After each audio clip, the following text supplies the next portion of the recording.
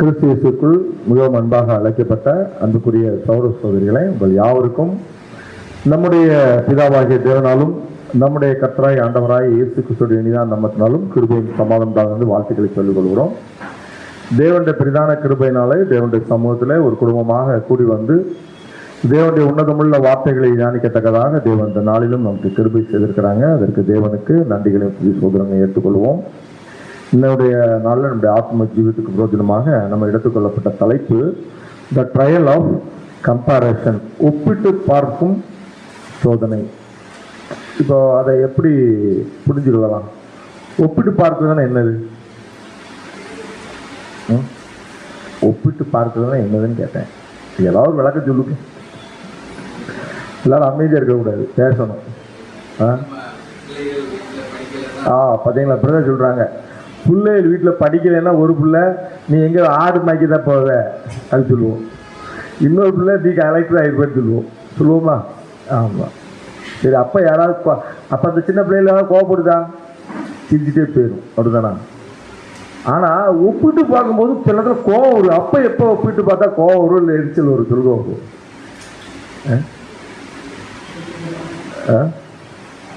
சரி, நான் சொல்கிறேன். ஒரு தகப்பனுக்கு 2 பிள்ளைகள், ஒரு தகப்பனுக்கு 2 பிள்ளைகள். சொத்தை கடைசியை பிரிக்க போகிறார். அது அவர் வந்து பையனுக்கு இதெல்லாம் உனக்கு இதெல்லாம்பா, உனக்கு இதெல்லாம்பான்னு சொல்லிட்டார். இது 50-50% சரியாக பிரிச்சிருந்தா 2 பேருக்குமே வராது, கோவம் வராது, பிரச்சனையே வராது. ஒரு ஆளுக்கு அவர் 40, ஒரு ஆளுக்கு 60 கொடுத்துட்டாருன்னு வைங்க, என்ன நமக்குள்ள தோணும்? அப்போது அந்த 2 பேருக்கு இடையில இந்த 40 வாங்கினவருக்கு எரிச்சல் என்ன வரும்? வருமா வராத? மாமிசத்தில் இன்னைக்கு உலகத்தில் வாழ்கிறவங்களுக்கு வருதா வரலையா? வரலைன்னா படத்தை போய் முடிச்சுடுவோம். வருதா வரலையா? வருது, அன்புக்குரியவர்களே. ஏன்? ஆனால் அந்த தகப்பனுக்கு அவர் உழைச்சி சொத்து யாருக்கு வேணாலும் கொடுக்கலாம், ரைட் இருக்கு, இல்லையா? ஆனால் எரிச்சல் மக்கள் இந்த கம்பேரிசன், இது மாமிசத்தில் வாழுற உலக மனிதனுக்குள்ள ஒரு காரியம், மனநிலைமை. இப்போ ஆவிக்குரிய பிள்ளைகளுக்கு அந்த ட்ரையல் ஆஃப் ஒரு ட்ரையல், இந்த மாதிரி ஒரு ட்ரையல் வரும்போது நமக்கு எப்படி ஒப்பிட்டு பார்க்கணுங்க? இதுதான் பாடம், வேற எதுவுமே சிம்பிளான பாடம். நமக்கு தெரிஞ்ச விஷயங்களா மறுபடியும் சொல்ல போறேன். இது நிறைய 2-3 இடத்துல எடுத்துட்டேன் வேற, சரியா? எனக்கு இது எடுக்கணும்னு தோணுச்சு. ஆவிக்குரிய பிள்ளைகளுக்கு இது பிரயோஜனமா இருக்கும் அப்படிங்கிறதுனால தான் பார்க்கணும். அன்புக்குரியவர்களே, அது மட்டும் இல்லை, இன்னும் பாருங்க, ஆவிக்குரிய பிள்ளைகளுக்கு புது விஷயங்களுக்கு இந்த மாதிரியான பிரச்சனைகள் வரும். அதுக்கு ஒரு ஆதார வசனத்துல ஸ்டார்ட் பண்ணுவோம். பிலிப்பியர் 2வது அதிகாரம் 3வது வசனம் பாதியிலிருந்து இருக்குது. ஒன்றையும் வாதினாலாவது வீண் பெருமையினாலாவது செய்யாமல், ஒன்றையும் வாதினாலாவது வீண் பெருமையினாலாவது செய்யாமல் மனத்தாழ்மையினாலே ஒருவரை ஒருவர் தங்களிலும் மேன்மை உள்ளவர்களாக என்ன கடவீர்கள். பிலிப்பியர் 2:3 இந்த வசனத்தை தான் ஆதார வசனமாக பார்க்க போகிறோம். இந்த வசனத்துக்குடைய விளக்கத்தை நம்ம எப்போ ஃபைண்ட் அவுட் பண்ணுவோம்னா, இந்த சப்ஜெக்ட் முடிக்கும்போது இந்த கம்பேரிசன், ட்ரையல் ஆஃப் கம்பேரிசன் எப்படிலாம் நடந்திருக்குங்கிறத பார்த்து 8 ஒரு ட்ரையல் ஆஃப் கம்பேரிசன் பார்ப்போம். அந்த 8 முடித்த பிறகு இந்த வசனத்தை எடுத்து நம்ம முடிக்கலாம். சரி, அன்புக்குரியவர்களே, அதான் இன்னைக்கு நம்ம பாடமாக பார்க்க போகிறோம்.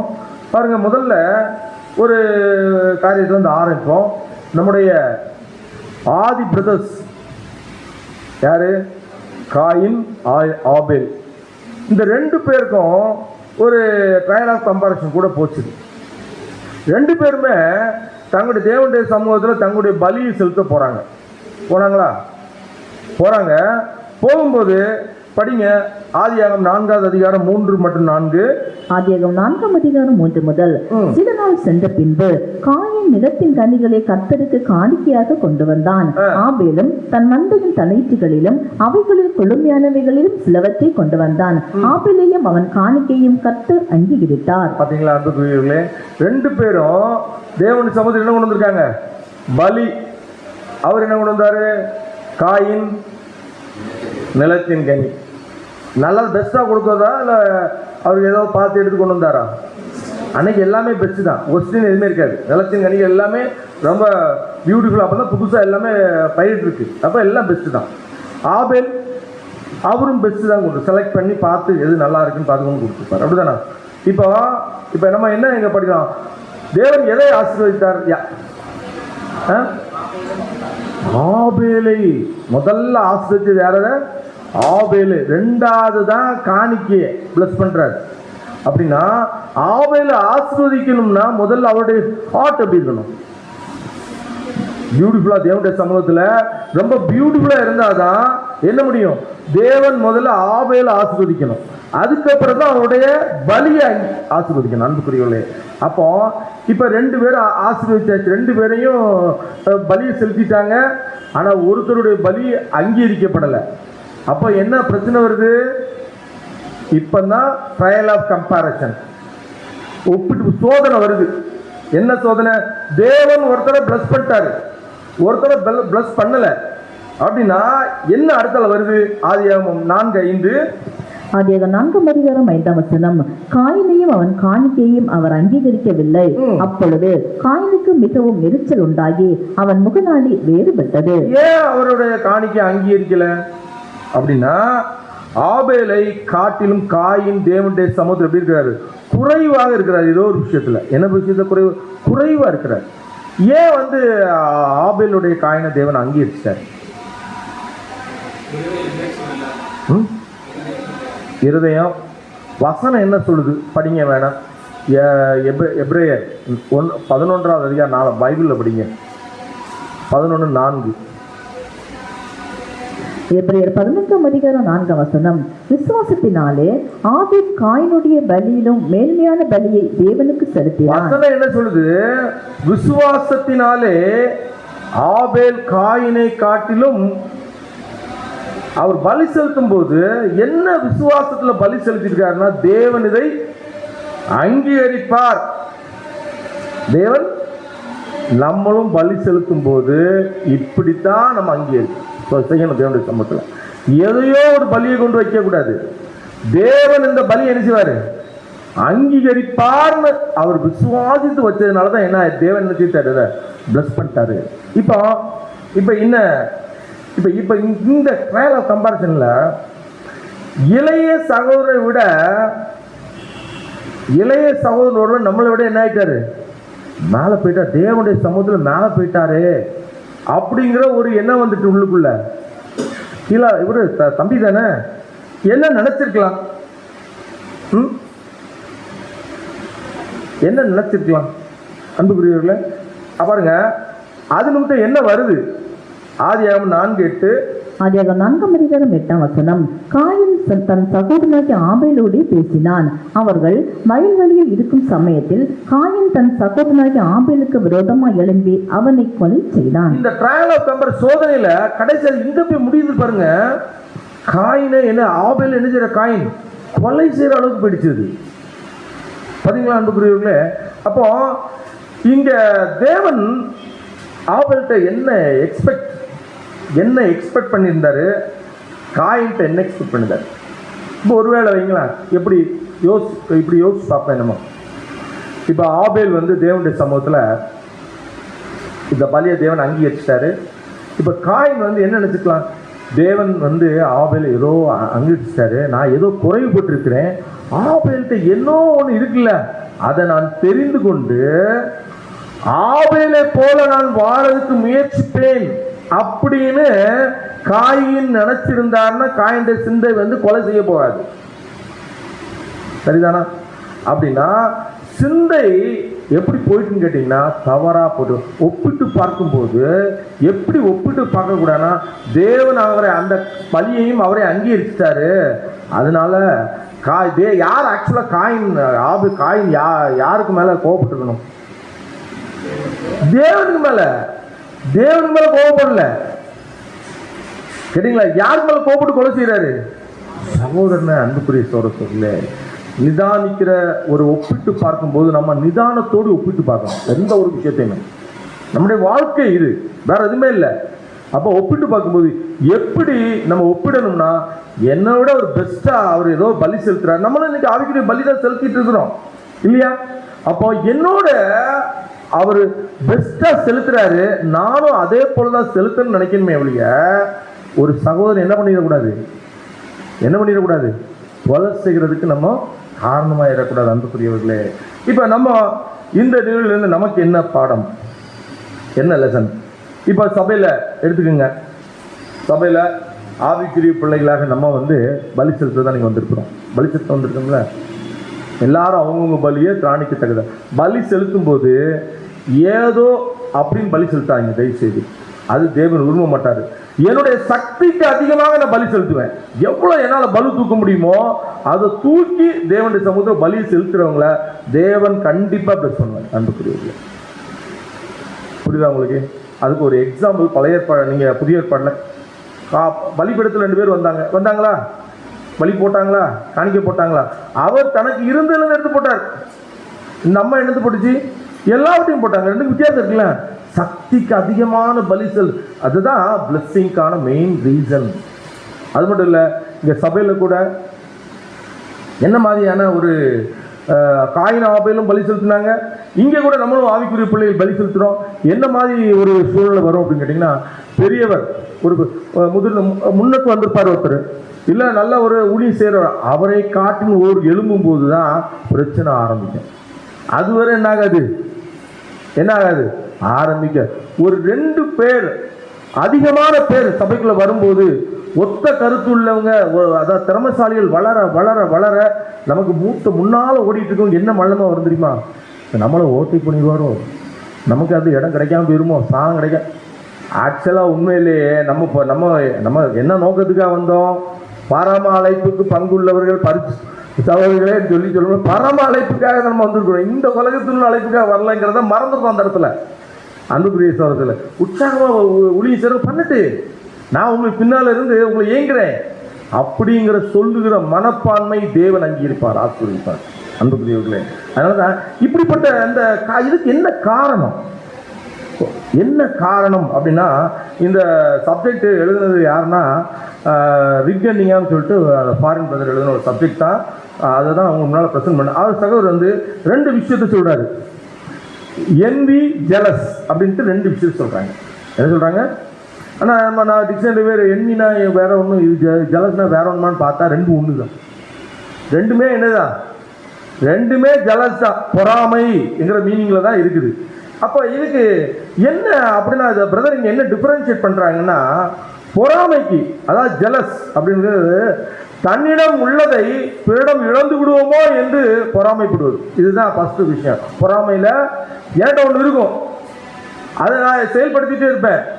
பக்கத்தில் ஒருத்தர் வளர்ந்துட்டே இருக்காரு, இப்போ அவர் என்ன ஓவர்டேக் பண்ணிட்டாருன்னா நம்ம என்ன செய்வோம்? அதை இழந்து விடுவோமோ என்று அவருக்கு மேல திங்க் பண்றோம் பார்த்தீங்களா? அதுக்கு பேரு பொறாமை. இது வரக்கூடாது. அன்புக்குரியவர்களே, இந்த என்வி தன்னிடம் தான் விரும்புவது மற்றவரிடம் உள்ளதோ என பொறாமைப்படுவது. இப்போ என்கிட்ட இருக்காது, ஆனால் அவர்கிட்ட இருக்கும். அது என்கிட்ட இருந்தா நல்லா இருக்குமே, நான் இன்னும் பெஸ்ட் ஆக்கலாமே, ஆனால் எனக்கு வராது. அது அந்த அந்த ஒரு விஷயம் என்கிட்ட நடக்காது, ஆனால் அதில் விட்டும் இன்னொரு சகோதரன் என்ன செய்யறது? பொறாமப்படுது. இந்த 2மே தேவன். இந்த கம்பேரிஷன் வரவே கூடாது. இந்த கம்பேரிஷன் எதனால தான் வருதுன்னு கேட்டிங்கன்னா, பொறாமை நிமித்தம் தான். அங்கே காயினும் ஆபேலும், காயின் ஆபேலுக்கு விரோதமாக செய்கிற காரியமும் பொறாமை நிமித்தம் தான். அன்புக்குரியவர்களே, அவர் ஒரே ஒரு நிமிஷம் திங்க் பண்ணி, தேவன் அவரை அங்கீகரித்திருக்கிறார், நான் அவரை போல என்னுடைய இருதயத்தை மாற்றுவேன் என்று நினைச்சிருந்தா இந்த பிரச்சனையே வராது. அன்புக்குரியவர்களே, ஆகவே இப்படித்தான் நம்ம தேவனுடைய பிள்ளைகள் நம்ம என்ன செய்யலாம்? நம்முடைய இருதயத்தை எதுக்கு நேரம் கொண்டு வந்துடலாம்?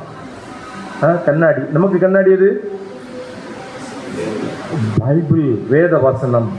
வேத வசனத்துக்கு நேரா என்னுடைய காரியங்கள் மற்றவங்களை கம்பேர் பண்ணதை விட நான் வேத வசனத்திற்கு எப்படி உட்பட்டு இருக்கிறேன், என்னுடைய வார்த்தைகள், என்னுடைய செயல்கள் வேத வசனத்துக்கு ஒத்து இருக்குதா இல்ல அதற்கு எதிராக இருக்குதா, அப்படி நம்ம என்னுடைய வாக்கு. ஏன்னா நம்ம கிறிஸ்துடைய சாயலுக்கு ஒத்த சாயலுக்கு வளர்றதுக்கு தான் இங்க வந்திருக்கிறோம். அப்ப நான் யாரோடய கம்பேர் பண்ணுறேன்? என்னோட வாழ்க்கையை கிறிஸ்துவோடு தான் ஒப்பிட்டு பார்க்கணுமே ஒழிய வேற யாரோடையும் ஒப்பிட்டே பார்க்கக்கூடாது. அப்படி ஒப்பிட ஆரம்பிச்சோன்னா எங்களோட வளர்ச்சி இருந்துட்டு இருக்கும். இப்படிதான் கம்பேர் பண்ணணும். எப்படி கம்பேர் பண்ணக்கூடாது? காயின் ஆபேலை பார்த்தது போல நம்ம பார்க்கக்கூடாது. அப்படி பார்த்தோம் நம்முடைய முடிவு என்னவா இருக்கும்? நம்ம ஒரு கொலை பாதகனாக மாறிவிடுவோம். இது ஃபர்ஸ்ட். ரெண்டாவது,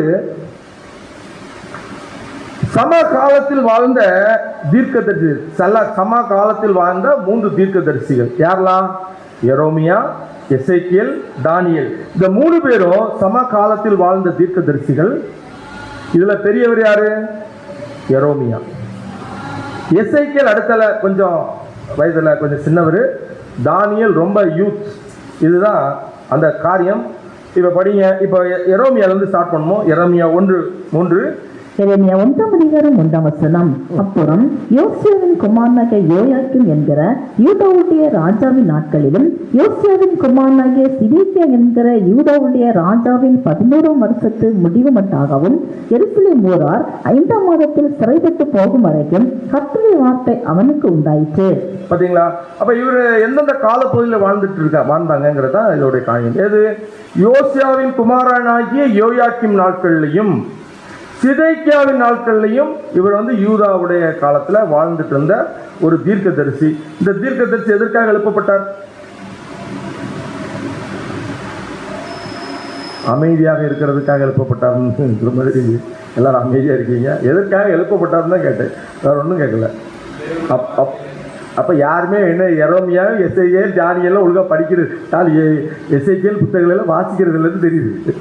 ஏன்னா அது படித்தாலே நமக்கு என்னவோ போல இருக்கும். அதனால படிக்கிறது இல்லை. படிங்க, சரிங்களா? எல்லாத்தையும் படிச்சுக்கணும். தேவனுடைய பிள்ளைக்கு ஒரு ட்ரிமாவது அந்த காரியங்களை வாசிக்கணும். அதான் இந்த காரியம் எரோமியாவை தேவன் எதுக்கு எழுப்புறாருன்னா, அடுத்தால ஒரு சம்பவம் நடக்க போகுது இஸ்ரேல் தேசத்துக்கு. என்னது? இவங்க எங்க அடிமையா போறாங்க? பாபிலோனுக்கு அடிமையா போறாங்க. அப்போ ஒரு மிகப்பெரிய ஒரு பிரச்சனைக்குள்ள நீங்க ட்ரிபுலேஷனுக்குள்ள போக போறீங்க, கஷ்டத்துக்குள்ள போக போறீங்க. அது எச்சரிப்பு கொடுக்குறாரு. எச்சரிப்பு கொடுக்கும்போது உள்ள விஷயம் தான் அது ஃபுல்லாவே படிங்க. அது ஒரு சின்ன ஒரு ஃப்ளோ சார்ட் இருக்குது. இதுல யோசியா முதல்ல யோசியாவுக்கு 2 மனைவிகள்.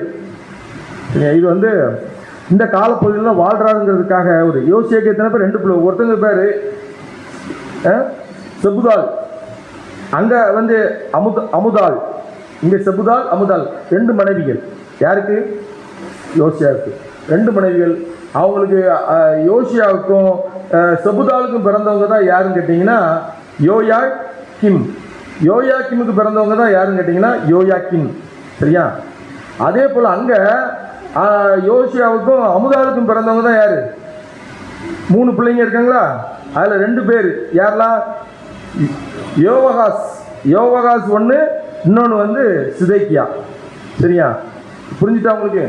இப்போ நான் ஒரு கேள்வி கேட்ப நீங்கள் சொல்லிடணும். இப்போ யோயாக்கின்னுக்கும் அந்த சிதேக்கியாவுக்கும் என்ன ரிலேஷன்? என்ன ஐஏஎஸ் கொஸ்டின்லாம் கேட்காதீங்க சார். சகோதரனா நல்லா பார்த்து சொல்லுங்க. தாய் 2 பேர் ஒருத்தர். இவங்க 2 பேரும் இப்போ ஃபர்ஸ்ட் லைனில் இருக்கிறவங்க எல்லாரும் சகோதரர்கள். சரிங்களா? ஃபர்ஸ்ட் லைனில் இருக்கிறாங்களா? இந்த அப்போ 3ஆவது லைனில் இருக்கிறவங்களுக்கு அவங்களுக்கு என்ன ரிலேஷன் வரும்? சித்தப்பா. இவர் யோயாக்கின் அவர்களை என்ன சொல்லணும்? அந்த 2 பேரையும் இது அப்பா, அது சித்தப்பான்னு சொல்லணும். சரியா? தேவனுடைய பிள்ளைகள் இப்படி கூர்ந்து படிக்க இன்னும் நல்லா இருக்கும் படிக்கிறதுக்கு. இப்போ இவங்கெல்லாம் சம காலத்தில் இந்த நாட்களில் தான் யார் வாழ்ந்துட்டு இருக்கிறா அப்படின்னு கேட்டிங்கன்னா யாரு?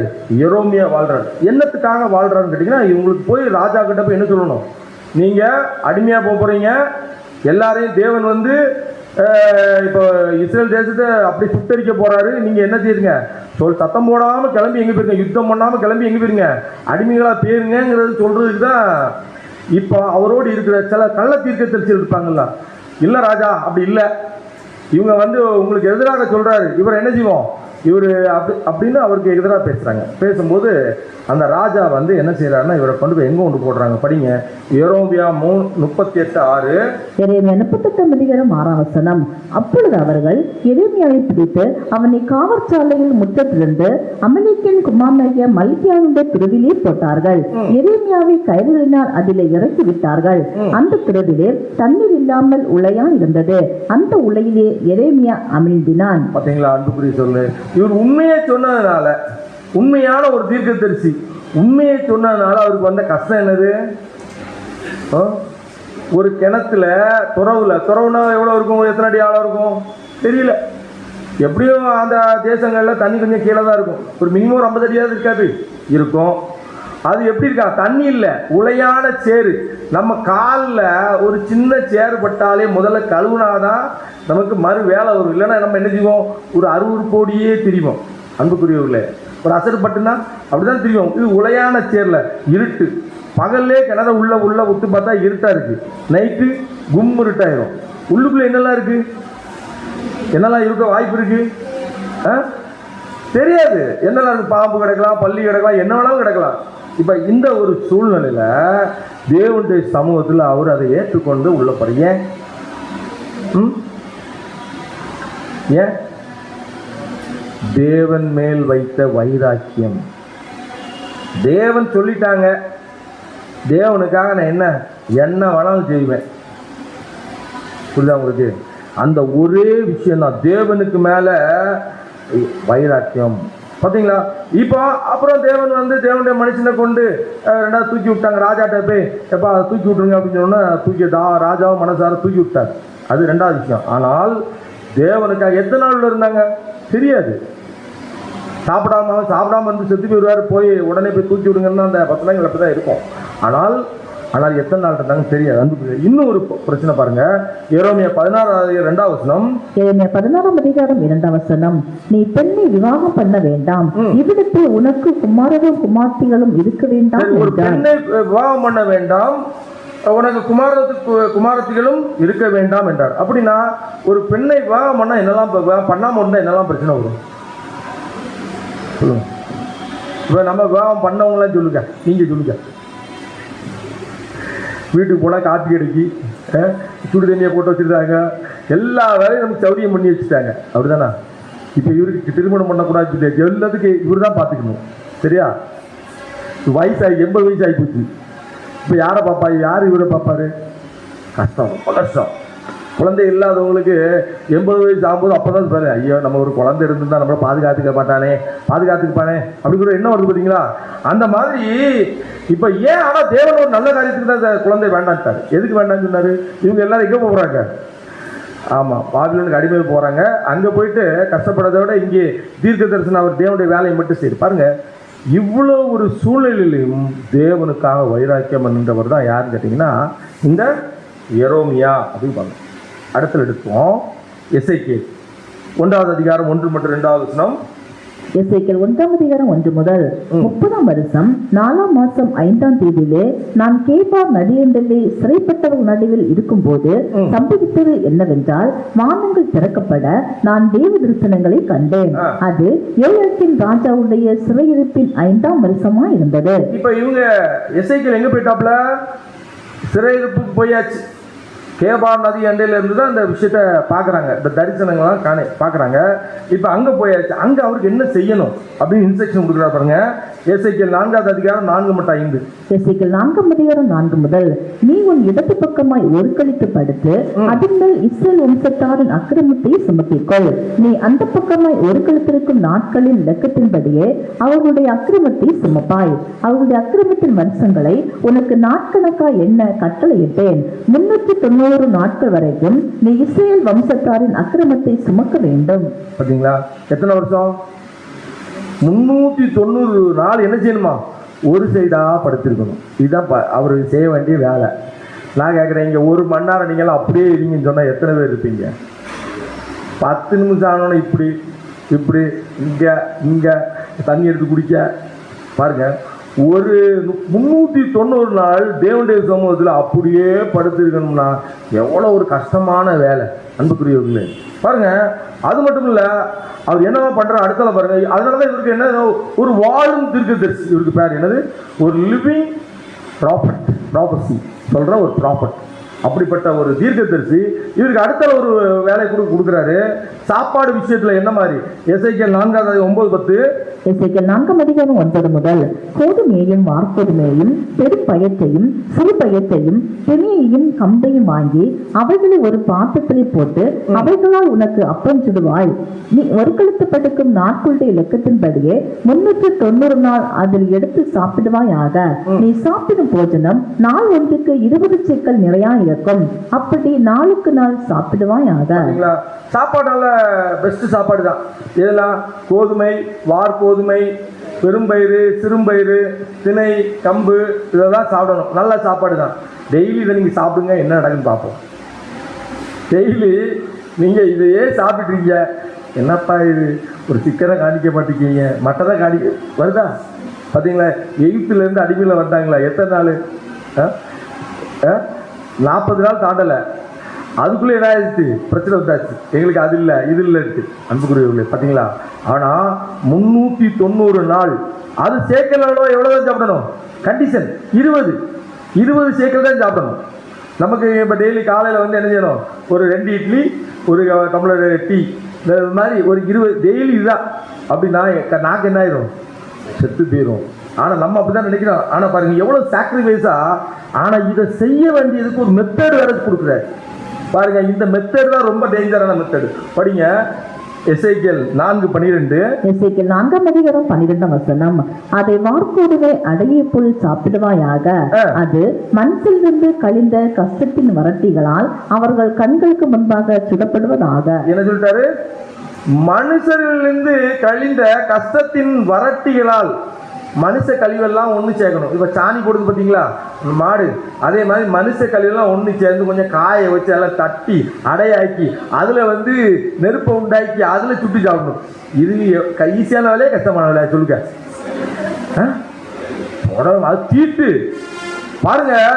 தேவனுடைய சமூகத்தில் அதை சொல்லணும், தேவனே நீ சொல்ற செய்த, ஆனால் அது கொஞ்சம் ரொம்ப அருவருப்பாக இருக்குது, அதுக்கு ஒரு மாற்று ஏற்பாடு கொடுக்குன்னு கேட்ட உடனே அவர் வந்து மாற்றி கொடுக்குறாரு. என்னது கூட நீங்கள் இந்த சாணம் மாட்டு சாணத்தை செய்யணும். அப்போ பிரதர் இதை என்ன சொல்கிறாங்கன்னா, எங்கள் ஊரில் கொஞ்சம் இந்தியன்ஸ்லாம் வந்திருக்காங்க, இப்போ வந்து செட்டாக இவங்க இந்த மாட்டு சாணத்தை வச்சு இதை செய்கிறத நான் பார்த்துருக்கேன் அப்படின்னு எழுதுறாப்புல இந்த சப்ஜெக்ட் எழுதும்போது. அப்போ பாருங்கள் எவ்வளோ கடினமான ஒரு வேலை. ஆனாலும் 390 நாள் அப்படியே படுத்திருக்கணும். சாப்பாடு லிமிட்டட் சாப்பாடு. அது மட்டும் இல்லை, எப்படி செய்யணும் இதெல்லாம் இன்ஸ்ட்ரக்ஷன் கொடுக்குறாரு தேவன் சமூகத்தில். தேவனே நோ அப்படின்னு எங்கேயாவது சொல்லிச்சாரா? நீங்கள் சொல்லிட்டீங்க தேவனே நான் செய்கிறேன், ஆனால் கொஞ்சம் பார்த்து கொஞ்சம் திரும்ப பாராட்டுங்க, இதெல்லாம் கொஞ்சம் அருவருப்பாக இருக்குது தீட்டு அப்படின்ட்டு சொல்கிறாங்க பார்த்தீங்களா? அது அப்போ அந்த இருதயத்தை பாருங்கள், தேவனுடைய சமூகத்தில் எவ்வளோ ஒரு வைராக்கியம் உள்ள ஒரு இருதயமாக அந்த எசேக்கியேலுக்கு இருக்கிறத கூட பார்க்குறோம். அடுத்தபடியாக பாருங்கள் தானியேல். இப்போ தானியேல் யூத், அந்த யூத்துக்கு தேவன் கொடுக்கிற காரியம். தானியேல் 1:6. தானியேல் 1:6. அவர்களுக்குள் யூதா புத்திரராகிய தானியேல், அனனியா, மீசாயேல், அசரியா என்பவர்கள் இருந்தார்கள். இவங்க எல்லாம் எங்க இருக்கிறாங்க? அரண்மனையில் இருக்கிறாங்க. சரியா? ராஜாக்கு பக்கத்துல அரண்மனையில் நல்ல போசி போடு ஜம்முன்னு இருக்கிறாங்க. அதே சமயத்துல எரோமி எப்படி இருந்தாப்புல? புறவண்டையில இருட்டுக்குள்ள பார்த்தீங்களா ஒரு சூழ்நிலை இருக்கிறாப்புல. எசேக்கியேல் எப்படி இருந்தாப்புல? ஒரு கழிச்சு படிக்கணும், கஷ்டமான ஒரு சூழ்நிலை இப்படி இருக்கிறாப்புல. ஆனால் தானியேலுக்கு ஒரு வசதியான, அடிமையாக தான் போயிருக்காங்க. அடிமையாக போனாலும் அவருக்கு என்னது ஒரு பெஸ்டான ஒரு பிளேஸில் தேவன் கொடுக்குறாங்க. பாருங்க இப்போ ராஜா கொடுக்குற சாப்பாடை கூட அவர் எப்படி ஹேண்டில் பண்றாரு பாருங்க. தானியேல் 1:8. தானியேல் ராஜாவின் போஜனத்தினாலும் அவர் பானமன்னம் திராட்சை ரசத்தினாலும் தன்னை தீட்டுப்படுத்தல் ஆகாதென்று தன் இதயத்தில் தீர்மானம் பண்ணிக்கொண்டு தன்னை தீட்டுப்படுத்தாதபடி பிரதானிகளின் தலைவனிடத்தில் வேண்டிக் கொண்டான். அங்க போன பிறகு சாப்பாடு விஷயத்துல என்ன சொல்றாரு? தன் இருதயத்தில் தீர்மானிக்கிறார். என்ன தீர்மானிக்கிறார்? இந்த சாப்பாடு நம்மள ஏதாவது வகையில் தீட்டுப்படுத்திடணும். என்ன தீட்டுப்படுத்தும் அப்படி? அங்கே என்ன தீட்டுப்படுத்தும் கேட்குறேன். சாப்பாடுல என்ன தூங்கிடாய்க்கு எதை பாருங்க. சாப்பாடுல என்ன தீட்டுப்படுத்தும்? ஒருவேளை இவங்கெல்லாம் நியாயப்பிரமாண கட்டளைக்கு கீழானவர்கள். நியாயப்பிரமானது இது சாப்பிடணும் இது சாப்பிடக்கூடாது தேவன் கொடுத்துருக்காங்க பார்த்தீங்களா? அந்த சின்ன காரியத்தில் கூட தேவனுடைய சமூகத்தில் இப்போ ஒரு எக்ஸாம்பிளுக்கு அவங்க சுட்டு நெய் மீன் வந்துட்டாங்கன்னா நெய் மீன் நினைச்சக்கூடாது. நியாயப்பிரமாணத்தின்படி சாப்பிடக்கூடாது, பிரான் சாப்பிடக்கூடாது. எல்லாம் செதிலாம் எடுத்த பிறகு எல்லா மீனும் ஒன்று போல தானே இருக்கும். பாருங்க, சாப்பிட்டோம்னா தீட்டு போட்டுருமே. பாருங்க, ஒரு சின்ன சின்ன காரியங்களும் தேவனுடைய சமூகத்தில் எவ்வளோ பர்ஃபெக்டாக இருக்கணும்னு அவங்க அன்னைக்கு யோசிச்சிருக்காங்க. பார்த்தீங்களா, ஏதாவது இறச்சி கொண்டு வச்சுட்டாங்க, அது என்ன பண்ணி அடிச்சா இல்லை எதுவும் தெரியாது இல்லை. அப்போ இதெல்லாம் பண்ணி சாப்பிடக்கூடாது. அப்போ இதெல்லாம் நியாயம். அதனால தான் அவருக்கு அதெல்லாம் ரொம்ப பெர்ஃபெக்டாக தேவனுடைய சமூகத்தில் நியாயமாக நீதியாய் நடக்கிற ஒரு காரியத்தில் பார்க்குறோம். அதே மாதிரி தானியேலுடைய அடுத்த சம்பவம் என்ன ஆகுதுன்னு கேட்டிங்கன்னா, அவர் மிகுந்த இந்த சொப்பனத்துக்கு விளக்கம் கொடுக்குறாங்க. மேலான இப்போ தானியேல் யாருக்கு ராஜா சமூகத்தில் ராஜாவோட மேலான இடத்துக்கு போயிட்டார். நீங்கள் படித்தீங்கன்னா தானியேல் 2 முடிவு பகுதியில் பார்த்தீங்கன்னா படிச்சிங்கன்னா தெரியும். ராஜா எப்படி ராஜாவுடைய சமூகத்தில் அவருக்கு எவரோ யாரும் கடவுள் போல ஆகிட்டார். அந்த மாதிரி ஒரு சூழ்நிலை போயிட்டார். இப்போ நமக்கு வருவோம். 3 பேரும் எரோமியா, எசேக்கியேல், தானியேல் 3 பேரும் சம காலத்து தீர்க்கதரிசிகள், வெவ்வேறு அனுபவங்கள். இப்ப நம்மெல்லாம் யாரு இங்க இருக்கிறவங்க எல்லாம் தீர்க்கதரிசியா இல்லையா? அதை சொல்லுங்க. எல்லாருமே தீர்க்கதரிசிகள். தீர்க்கதரிசிலாம் உரைச்சிட்டு இருக்கீங்க, அப்படிதானே? ஒவ்வொரு வசனம் இங்க ஒரு வசனத்தை எடுத்து கோட் பண்றீங்க, அங்க ஒரு வசனத்தை கோட் பண்றீங்க, படிக்கிறீங்க. இதுதான் உண்மை. பாருங்க, கிறிஸ்துவே சாட்சி எல்லாம் சொல்றீங்கல்ல. அப்ப தீர்க்க தரிசனம் தானே சொல்றீங்க நீங்க. அப்ப இங்க எல்லாம் சம காலத்து தீர்க்க தரிசிகள். ஆனால் எரோமியாவுக்கு என்ன வாய்ப்பு, என்ன கொடுத்தாரு தேவன்? குழிக்குள்ள இறக்கி விட்டாரு, இருள்ல இருந்தாரு. இது ஒரு தீர்க்க தரிசி கிடைக்கும். இன்னொரு எசேக்கியேல் உடலை வருத்தி வாழ வேண்டிய சூழல் வரும். இன்னொருத்தருக்கு ராஜா மாதிரி ஒரு பிரச்சனை இருக்காரு, வருவாரு, ஜாலியா வருவாரு, வேற சுதந்திரம் சொல்லிட்டு போயிட்டே இருப்பாரு. அவரும் தீர்க்கதரிசி தானா? ஆனா யாரையாவது பார்த்து அவரை மட்டும் மேல வச்சிருக்காரு. என்ன பாருங்க, காவலும் எவ்வளவு பாடுபடுது அப்படி யாராவது சொன்னாங்களா? அந்த 3 பேர்ல என்னோட சமூகத்துல கிடையவே கிடையாது. அந்த குறிப்போம் difference experience but similar character. வேறுபட்ட சூழ்நிலைகள், ஊழிய பாதையில வேறுபட்ட சூழ்நிலைகள், ஆனால் சிமிலர். எல்லாருக்கும் இருந்த அந்த கேரக்டர் பார்த்தீங்களா, ஒரே கேரக்டர். அதனாலதான் அந்த ஒரே கேரக்டர் என்னது? உண்மையுள்ளவர்கள், தேவ சித்தத்தை நிறைவேற்றினவர்கள், பொறாமை இல்லாத நிலை. தானியேலை பார்த்து பாருங்க, தேவனே தானியேலை மட்டும் நீங்க அங்க கொண்டு அரண்மனையில் வச்சுட்டீங்க, என்ன கொண்டு குழியில் இறக்கி விட்டீங்கன்னு என்னைக்காவது எதுவுமே நினைச்சிருப்பாரா? இல்லை. நம்மளுக்குள்ளே அந்த ஒரு மனநிலைமை தான் இருக்கும் பாருங்க. அதனாலதான் பார்க்குறோம், நீங்கள் யாராக விரும்புறீங்கன்னு கொஸ்டின் கேட்குறாங்க. இப்போ இந்த 3 பேர்ல யாராக விரும்ப வச்சிருக்கீங்க? இப்போ நம்ம யாரை 3 பேரை பார்த்தோம்? எரோமியா, எசேக்கியேல், தானியேல். நீங்க யாராக விரும்புறீங்க? நல்ல சௌரியமா வாழ்ந்தது யாரு? இப்போ நல்ல அதாவது யோசிக்கிறீங்க, தானியேலாவே இருந்து போடுறது அப்படிதான். நோ. இப்ப இங்கதான் என்ன யோசிக்கிறோம் அப்படிங்கிற, தேவன் ஒவ்வொருத்தருக்கும் ஒவ்வொரு சூழ்நிலை அனுமதிப்பார். அந்த சூழ்நிலையில தான் தேவன் நம்ம மகிமைப்படுத்தணும். புரியுதா? இப்படிதான் கம்பேர் பண்ணணும். பார்த்தீங்களா? இப்போ எசேக்கியேல் புத்தகத்தை எழுதுறதுக்கு தேவன் வாய்ப்பு கொடுக்கும்போது, தேவன் தானியேலை புகழ்ந்து எழுதுறதுக்கு வாய்ப்பு கொடுக்குறாரு. தானியேல் அரண்மனைக்கு போயிட்டார், நான் வெளியில இருந்து எழுத வேண்டியிருக்கு அப்படின்னு எழுதியிருப்பாரா? படிங்க. எசேக்கியேல் 14ஆம் அதிகாரம் 14ஆம் வசனம். அப்பொழுது நோவா, தானியேல், யோபு ஆகிய 3 புருஷரும் அதன் நடுவில் இருந்தாலும் அவர்கள் தங்கள் நீதியினால் தங்கள் ஆத்துமாக்களை மாத்திரம் தப்பிப்பார்கள் என்று கர்த்தராகிய ஆண்டவர் சொல்லுகிறார். அப்போது நோவா, தானியேல், யோபு ஆகிய 3 புருஷர்களும் அது நடுவில் இருந்தார்கள். அவர்கள் தங்கள் நீதியினால் தங்கள் ஆத்துமாக்களை மாத்திரம் தப்பிப்பார். அப்ப அவங்களை கொண்டு புகழ்ந்து எழுதுறதுக்கான வாய்ப்பை யாருக்கு கொடுக்குறாரு? எசேக்கியேல் கொடுத்த போறோம். எசேக்கியேல் அந்த வேலையை கரெக்டாக செய்றாரு. பார்த்தீங்களா? அப்படிதான் தேவனுடைய பிள்ளைகள் பாருங்க. இப்போ ஒரு எக்ஸாம்பிளுக்கு, உலகம் ஃபுல்லாக நம்ம பைபிள் ஸ்டூடெண்ட்ஸ் இருக்காங்க. உலகம் ஃபுல்லாக இருக்காங்களா? ஃபாரின்ல அமெரிக்காவில் இருக்காங்க, யூரோப்பியன் கண்ட்ரீஸில் இருக்காங்க, இந்தியாவிலும் இருக்காங்க. ஆனால் யூரோப்பியன் கண்ட்ரீஸ், அமெரிக்காவில் இருக்கிற பிரதர்ஸ்லாம் எப்படி இருப்பாங்க? கொஞ்சம் வசதியாக இருப்பாங்க, நல்ல சொபஸ்டிக்கான லைஃப்பில் இருப்பாங்க, அப்படிதான் இருப்பாங்க. அப்படிதானே? நம்ம இந்தியன் பிரதர்ஸ்லாம் கொஞ்சம் பேர் சொபஸ்டிக்கான லைஃப்லேயே இருக்கிறாங்க, கொஞ்சம் பேர் கஷ்டத்தில், ரொம்ப கஷ்டத்துலையும் இருப்பாங்க.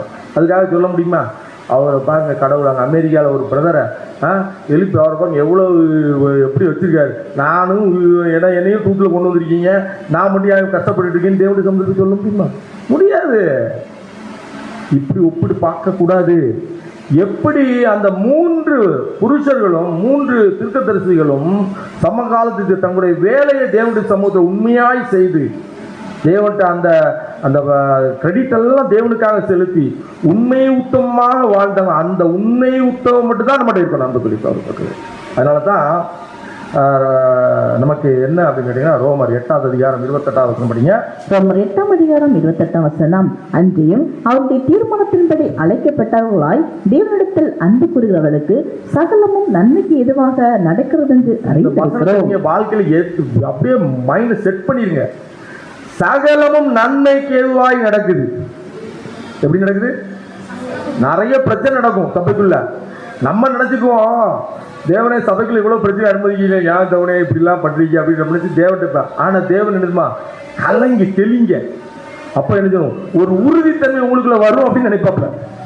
புரியுதா உங்களுக்கு?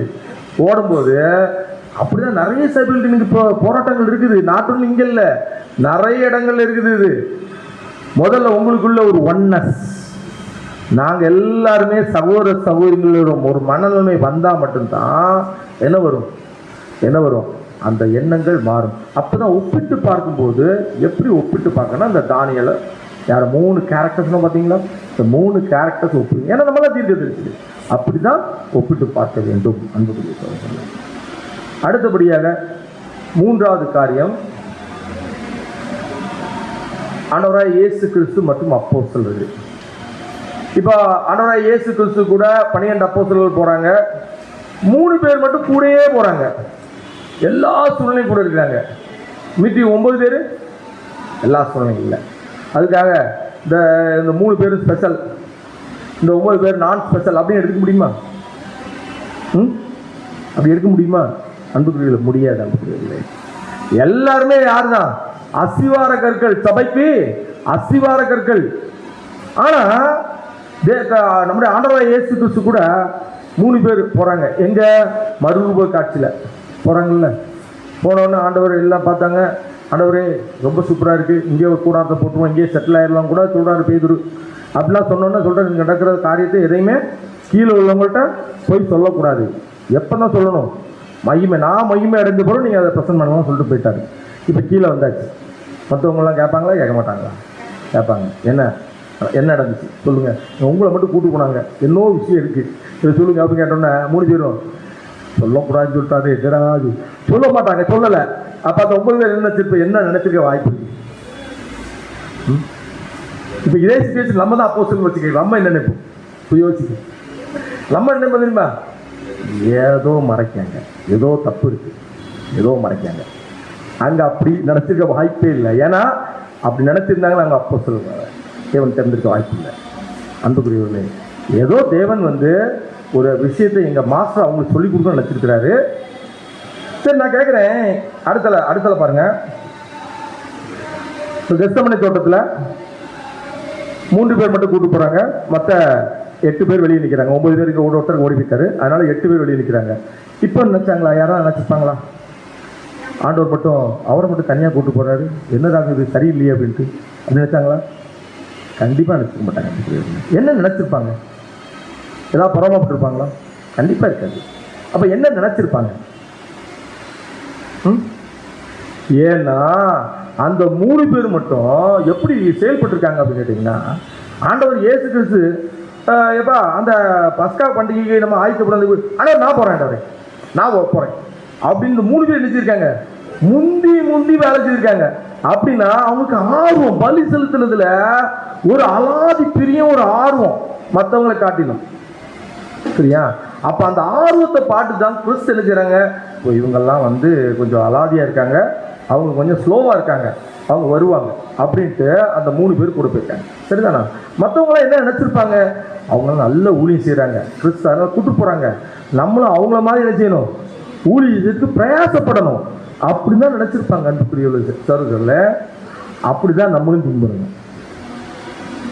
இதை பிரதர் ரீப்ரிண்ட் ஆர்டிக்கல்ல இதை குறித்து தான் எழுதுறாங்க இந்த விஷயத்தை. இதை நம்ம இங்கே தேவனுக்கு சித்தமானால் இந்த ரீப்ரிண்ட் ஆர்டிக்கல் 4649 3345 நீங்கள் வீட்டுக்கு படிங்க. இந்த கான்செப்ட் அங்கே உள்ளே இருக்குது.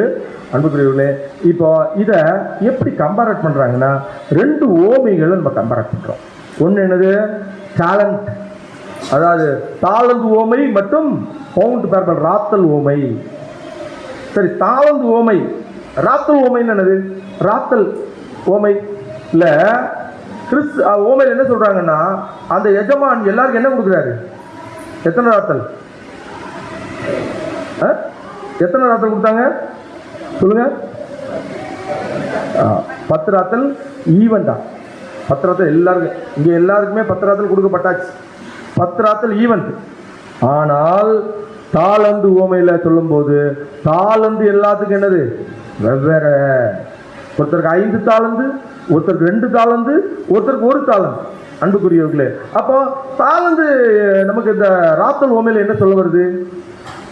10 ராத்தல் ஈக்குவல், எல்லாருக்கும் ஈக்குவல். அது என்ன சொல்ல வருது? அழைப்பு பொது. அழைப்புக்குள்ள வந்தவங்க நீதிமானாக்கப்பட்ட நிலை பொது. இதுல இருந்து அவங்க உண்மையுள்ள நிலைக்கு கொண்டு போறாங்கல்ல, அது அவங்களுடைய அந்த 10 ராத்தலை மல்டிப்ளை பண்றது. அது காமன் டு ஆல். இந்த 1,44,000 பேருக்கு இது பொதுவானது. அதே சமயம் இந்த தாளந்து ஓமை இருக்குல்ல, ஒவ்வொருத்தருக்கும் ஒவ்வொரு தாளந்தும். நம்ம இந்த சத்தியத்துக்கு உருவம் பார்த்துருப்பீங்களேன். அப்போ அந்த ஒருத்தர் நல்லா படிச்சு வந்திருப்பாரு. அவர் புலமை இப்படி இங்கிலீஷ்ல டக்கு டக்கு டக்குன்னு எல்லாத்தையும் இப்படி டக்குன்னு சொல்லுவார். அது அவருக்கு கொடுக்கப்பட்ட தாளந்து. நமக்கு இங்கிலீஷே வாசிக்க விடாது, ஒன்றும் செய்ய முடியாது. புரியுது அவங்களுக்கு? சில பேர் செல்வந்தெல்லாம் வருவாங்க, அது அவருக்கு கொடுத்த தாளந்து. சிலருக்கு தாளந்தே இருக்காது, ஆனா ஒண்ணு உடல் வலிமையை கொடுக்க முடியும். ஒரு தாளந்து சபை குடிக்கு வந்து எல்லாத்தையும் எடுத்து போட்டு கிளியர் பண்ணி எல்லா குடிக்கும் வந்து அட்டன் பண்ணிட்டு போறவங்க ஒரு தாளந்து. அப்போ அந்த 5 தாளந்து பெற்றவர் யாரு அப்படி சொன்னா யாருன்னா சொல்லலாம்? யாராவது சொல்லுங்க. 5 தாளந்து பெற்ற ஒரு மனுஷன், வேத மனுஷனை ஒருத்தர் வேதத்துலன்னு சொல்லுங்கன்னு சொன்னேன். தெரியாதா? ஒரு அப்போஸ்தலர் பவுல். சரி, அப்போஸ்தலர் நம்ம 7ஆம் சபையின் தூதன் சொல்லக்கூடாதா? சொல்லலாம். அன்புக்குரியவர்களே, அப்படின்னா அவர் 5 தாளந்தையும் தேவனுடைய சப்மிட் பண்ணிட்டாரு. அதுல ஒருவேளை ஒரு தாளந்தை அவர் வந்து புதைச்சி வச்சாதான் அவருக்கு பனிஷ்மெண்ட் தான். சரியா அன்புக்குரியவர்களே? ஆனா அதை ரொம்ப பிரசன்ட் பண்ணிட்டாங்க, அது நமக்கு தெரியும். இப்போ நம்ம இதுல வேணா கூடி போனா 2 தாளந்து அதிகபட்சமா வச்சிருப்பாங்க சில பேர். அதுக்கு மேல தாளந்து இருக்கிறது கிடையாது அப்படின்னு நம்ம சொல்லலாம். ஆனால் ஒரு தாளந்தியா நீங்க என்ன செய்யணும்? கரெக்டா பிரசன்ட் பண்ணணும். அதனாலதான் லூக்கால 19:13 படிங்க. லூக்கா 19:13 புறப்படும் போது அவன் தன் ஊழியக்காரரில் 10 பேரை அழைத்து அவர்களிடத்தில் 10 ராத்தல் திரவியம் கொடுத்து, நான் திரும்பி வரும்பளவும் விதை கொண்டு வியாபாரம் பண்ணுங்கள் என்று சொன்னான். அன்புக்குரிய சகோதரர்களே, அப்போ இங்கேயும் ஒப்பிட்டு பார்க்கும்போது இப்படிதான் ஒப்பிட்டு பார்க்க வேண்டும். அடுத்ததுக்காக போயிடும். விதி முழக்கத்தின் மக்கள் யாரு? யோவான் யாக்கோபு. படிங்க. மார்க் 3:17. மார்க் 3:17. செபதேவின் குமாரன் ஆகிய யாக்கோபு, யாக்கோபின் சகோதரனாகிய யோவான் இவ்விருவருக்கும் இடிமுழக்க மக்கள் என்று அர்த்தம் கொள்ளும் பொவர்மகேஸ் என்கிற பெயரிட்டார். இந்த யாக்கோபும் யோவானும் சகோதரர்கள். யாக்கோபு என்ன செய்தாரு? சீக்கிரம் அடிச்சு போயிட்டாங்க. யோவான் வந்து ரொம்ப நாள் வாழ்ந்து மறைச்சாங்க. இப்ப நம்ம என்ன யோசிக்க கூடாதுன்னா, யாக்கோபு சீக்கிரமா அவர் பரிசுத்தமான வாழ்க்கையை ஓடி முடிச்சிட்டாங்க. ஒருத்தர் பாருங்க, இந்த வயசான மனுஷன் பாருங்க, எத்தனை வருஷமா டூட்டில் இருக்கிறாரு. 80 வயசு ஆயிடுச்சு, இன்னும் மறிக்க மாட்டேங்காரு. இன்னும் பரிசுத்தமாக இருக்காரோ அப்படின்னு நம்ம என்ன செய்யக்கூடாது? திங்க் பண்ணக்கூடாது. அன்புக்குரிய சொல்ல ஒப்பிட்டு பார்க்கும்போது இந்த மாதிரி ஒப்பிட்டு பார்த்துடக்கூடாது. என்ன ஒப்பிட்டணும்னா, யோவானையும் யாக்கோபையும் தேவன் அவருடைய கோர்ஸ் முடிஞ்சிச்சு. 10 வருஷம். ஆண்டவராய் இயேசு கிறிஸ்து போன அடுத்த 10வது வருஷம் யார் இறந்து போயிட்டாப்ல? யாக்கோபு கோர்ஸ் முடிஞ்சிச்சு. யோவானுக்கு அப்படி இல்லை. தேவன் வைக்கிற திட்டத்துல அவர் நீண்ட நாள் வாழ்ந்து என்னென்ன மறிக்கணும், அவர் என்னெல்லாம் எழுதணும், வெளிப்படுத்தல் எழுதணும், சுவிசேஷம் எழுதணும், அடுத்த லெட்டர்ஸ் எழுதணும், இதெல்லாம் எழுதி முடிச்சு அநேகருக்கு சாட்சி கொடுக்கணும். அவரு யார்? இயேசு கிறிஸ்துவோட சகோதரன் தான் இவரு அப்படின்னு சொல்லி வயசான காலம் வரை எல்லாரும் அவரை தூக்கிட்டு போய் என்ன செய்வாங்க? அவர் நிறைய டீச் பண்ணணும். அதுதான் அவருடைய சித்தம். அதுக்காக அவருக்கு சொல்ல முடியுமா? யாக்கோபு வந்து சீக்கிரமா மறிச்சிட்டாரு, யோவான் பாருங்க ரொம்ப நாளா பரிசுத்தமாக இருக்கு, ரொம்ப நாள் ஆயிட்டு அப்படின்னு சொல்ல முடியுமா? இப்படி ஒப்பிடக்கூடாது. ஒரு சகோதரனை தேவன் எடுத்து பயன்பட ரொம்ப நாள் அந்த உடன்படிக்கை செய்த சகோதரர்கள் இந்த உலகத்துல வாழ்றாங்கன்னா அவங்களை கொண்டு சபைக்கு ஏதோ ஒரு பிரயோஜனத்தை தேவன் ஏற்படுத்திட்டு இருக்கிறதுனால தான் அவர் இன்னும் என்ன செய்யறாரு? இங்கே இருக்கிறார். அப்படிதான் இருக்கணும். படிங்க. இந்த யோவான் முக்கியமாக செய்ய வேண்டிய ஒரு வேலையை கர்த்தர் அவருக்காக வைத்திருந்த காரணத்தினால்தான் அவர் மரிக்காமல் இருந்தார் என்பதே அதற்கான எளிமையான பதிலாக இருக்க முடியும். அவர் யாக்கோபை காட்டிலும் நீண்ட போதும் அன்புக்குரிய சகோதரர்களே, யாக்கோபை காட்டிலும் நீண்ட ஆயுசோடு வாழ்ந்தார். ஆனால் தேவன் அவரை கொண்ட ஒரு பர்பஸ், இந்த பர்பஸ்க்காக நீ நீண்ட நாள் உயிரோடு இருக்கணுங்கிறதுக்கு தேவன் தான் வச்சிருக்கிறாரு ஒழிய நம்ம அப்படிதான் ஒப்பிட்டு பார்க்கணும். இந்த பாசிட்டிவ் தாட்ஸ் எப்பவுமே நம்ம மனசு எப்படி இருக்கணும்னா நெகட்டிவ் தாட்ஸ்லேயே போகக்கூடாது. பாசிட்டிவாக தான் நம்ம வந்து எல்லா விஷயத்தையும் யோசிக்கணும் அன்புக்குரியவர்களே. அதனால தான் பாருங்கள், அடுத்தால் நம்ம என்ன கம்பேர் பண்ணலாம் கேட்டிங்கன்னா, ரெண்டு ஒரு முக்கியமான ஜீவி. யார் இது? Lucifer and logos. நம்முடைய ஆண்டவராக இயேசு கிறிஸ்து மட்டும் லூசிபரை நம்ம ரெண்டு பேருமே பைபிள் எனக்கு மார்னிங் ஸ்டார்ஸ், விடிவெள்ளி நட்சத்திரங்களாக அழைக்கப்படுகிற ரெண்டு மிகப்பெரிய தூதர்களாக இருந்தாங்க தேவனுடைய சமூகத்தில் இருக்கும்போது. பாருங்கள், நம்முடைய லூசிபர் என்ன மனசை திங்க் பண்ணுறான், என்ன செய்கிறான் பாருங்க. அவர் எதற்காக படைக்கப்பட்டார்? லூசிபர் அவரை பற்றி சொல்லும்போது, ஆமாம், அபிஷேகம் செய்யப்பட்ட ஒரு கேருபு. நீ ஏதேனில் அது மனு குலத்தை பாதுகாக்கிறதுக்காக ஏற்படுத்தப்பட்ட ஒரு தூதன். ஆனால் அதை என்ன செய்யலை, சரியா செய்யலை. என்ன ஒரு தாட் அவர்கள் வந்துட்டு, நான் எவ்வளோ பெரிய ஒரு கேருப்பு என்ன கொண்டு போய் அட்லீஸ்ட் இந்த மனுஷனுக்கு கொஞ்ச நாள் என்ன செய்வாங்க, பாவத்தில் விழுந்து போயிடுவாங்க, இந்த மனுஷனுக்காக என்ன கொண்டு வச்சிட்டாரே அப்படின்னு அவர் இருதயத்தை திங்க் பண்றாரு. ஏசாயா 14 அதிகாரம் 12 மற்றும் 15. ஏசாயா 14 அதிகாரம் 12 முதல். அதிகாலையின் மகனாகிய விடிவெள்ளியே, நீ வானத்திலிருந்து விழுந்தாயே, ஜாதிகளை ஈனப்படுத்தினவனே, நீ தரையிலே விழ வெட்டப்பட்டாயே. நான் வானத்துக்கு ஏறுவேன், தேவனுடைய நட்சத்திரங்களுக்கு மேலாக என் சிங்காசனத்தை உயர்த்துவேன், வடப்புறங்களில் உள்ள ஆராதனை கூட்டத்தின் பர்வதத்திலே வீற்றிருப்பேன் என்றும். பாத்தீங்களா, சிருஷ்டியருக்கு எதிராகவே ஒரு சிருஷ்டியருக்கு எதிராகவே தன் சிந்தையை என்ன செய்யுது, உயர்த்துது. அன்புக்குள்ள இந்த சிந்தை வரவே கூடாது. வானத்துக்கு அடுத்தபடிங்க ஏசாயா 12 கண்டினியூ பண்ணி 14 பண்ணிச்சு. நான் மேகங்களுக்கு மேலாக உன்னதங்களில் ஏறுவேன், உன்னதமானவருக்கு ஒப்பாவேன் என்றும் நீ உன் இதயத்தில் சொன்னாயே. ஆனாலும் நீ அகாதமான பாதாளத்திலே தள்ளுண்டு போனாய். நீ உன் இருதயத்தை வெளியே தெரியல. யாருக்கு தெரிஞ்சிருக்கு? இருதயத்தை சொல்லியிருக்கிறாரு, அது யாருக்கு தெரியும்? இருதயங்களை அறிந்து ஆராய்கிற தேவன் நம்ம தேவன். அதனால அவர் யாரை ஃபைண்ட் பண்ணிட்டாருன்னா, இவர் மேட்டி மேல இருக்கிறாங்கிறத யார் தேவர் ஃபைண்ட் அவுட் பண்ணிட்டாரு. அதனால அகாதமான பாலதாளத்திலே தள்ளுண்டு போனாய். நீ வந்து அவன் விழுந்தான். யாரு? இவரும் மார்னிங் ஸ்டார். அடுத்த நம்முடைய ஆண்டவராய இயேசு கிறிஸ்து பற்றி பார்க்கும்போது பாருங்க, இயேசு கிறிஸ்து படிப்போம். பிலிப்பியர் 2 அதிகாரம் 5-6. பிலிப்பியர் 2 அதிகாரம் 5 முதல். கிறிஸ்து இயேசுவிலிருந்த சிந்தையே உங்களிலும் இருக்க கடவது. அவர் தேவனுடைய ரூபமாய் இருந்தும் தேவனுக்கு சமமாய் இருப்பதை கொள்ளையாடின பொருளாக எண்ணாமல், தேவனுக்கு சமமாய் இருக்கிறதை கொள்ளாடு. பாருங்க, நம்முடைய ஆண்டவராய இயேசு கிறிஸ்து மகிமை என்ன அப்படின்னு ஒரு சிம்பிளா ஒரு கேள்வி கேட்டோம்னா என்ன சொல்லலாம்? கொலோசியர்ல படிக்கும் பார்த்தீங்களா, அவரை கொண்டும் அவருக்கென்றும் எல்லாவற்றும் சிருஷ்டிக்கப்பட்டது. அவர் தான் இதுக்கு எல்லாத்துக்கும் ஒரே வாரிசு. சொல்லதா இருந்தா அவர் வர வேண்டிய அவசியமே இல்லை, வாரிசாவே இருந்துட்டு இருக்கலாம். ஆனாலும் தேவனுடைய சிந்தையை அறிந்து தேவனுடைய திட்டங்களை நிறைவேற்றுறதுக்காக மண்ணான மனுஷன் நமக்காக வந்து ஜீவ கொடுக்கணும்னு ஏதாவது இருக்காது, ஒண்ணுமே கிடையாது. ஆனால் வாலண்டரியா சாக்ரிஃபைஸ் கொடுக்காரு பார்த்தீங்களா. இப்போ அதனால அவருக்கு என்ன மேன்மை கிடைச்சது பாருங்க. பிலிப்பியர் 2 அதிகாரம் 5-8. பிலிப்பியர் 2 அதிகாரம் 5 முதல்.